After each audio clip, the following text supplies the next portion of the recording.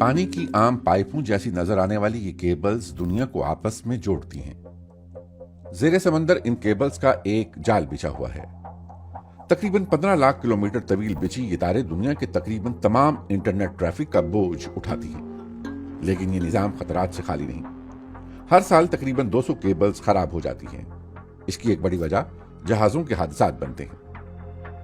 Internet सार्फिन को अक्सर ऐसे हादसात का पता भी नहीं चलता, क्योंकि ज़ेरे समंदर मौजूद मुतबादिल केबल्स खराब होने वाली तारों का बोझ संभाल लेती हैं। लेकिन एक बड़ा खतरा है तखरीबकारी।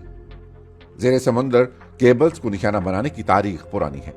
सर्द जंग के दौरान अमेरिका ने साबिका सोवियत यूनियन पर इल्जाम लगाया था कि वो माहीगीरी की कश्तियों के जरिए ऐसी केबल्स को नुकसान पहुंचा रहा है।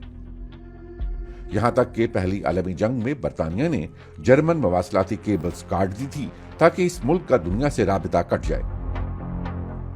और अब शुबा जाहिर किया जा रहा है कि रूस यूरोपीय नाटो ममालिक के साथ भी बाल्टिक समुंदर में यही कुछ कर रहा है। इस समुंदर में भी दर्जनों केबल्स मौजूद हैं।